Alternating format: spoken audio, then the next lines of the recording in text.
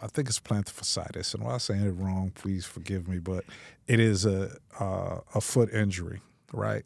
A foot condition, and so this guy, his symptoms were that his condition was so bad that he couldn't wear shoes and he couldn't walk on concrete.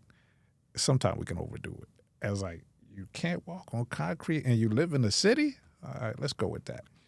So we were able to do an investigation, and we determined that he was in a R&B band, right?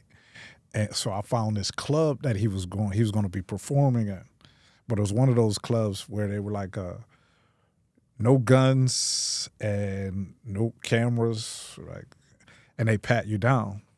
So I couldn't sneak in. Back in those days, we had covert cameras, but we had to have a fanny pack for all your wires to go to. Not like now, man. You can get something on your pinky to find it. But back in those days, so what I did is I went over to the local supermarket and got a disposable camera, and I put that in the front of my pants, if you know what I mean. So when they pat me down, I figured they weren't going to pat me there.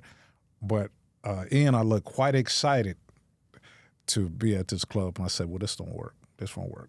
So now I'm there, and I see all of these guys on the stage. I don't know.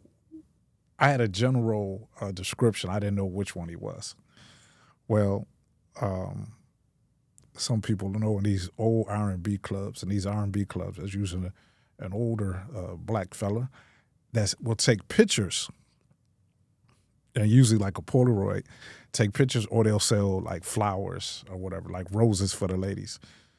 So I was like, okay, I'll tell you what. I called a guy over. I said, meet me by the dumpster. He was like, what? Man, meet me at the dumpster. He comes to the dumpster. I said, listen, I will give you $100. And this was years ago, so it was a lot of money. If you take 3 pictures of everybody on there, on stage. And so he did that, and I went to the client the next day. I'm like, which one is he? And that's him, right? But you see him with shoes, and he's dancing and everything like that. So the next day we go back, we get a guy some more money, and he takes 20 pictures of this guy. And so that's how we were able to bust a case. But not only that, what happened, these guys bought a lot of their equipment, their amps and things like that. We knew they had to remove it. They had to move it from the club. And so I kept calling the club, and I have an old man voice that I used to use. And I'll just say, hey,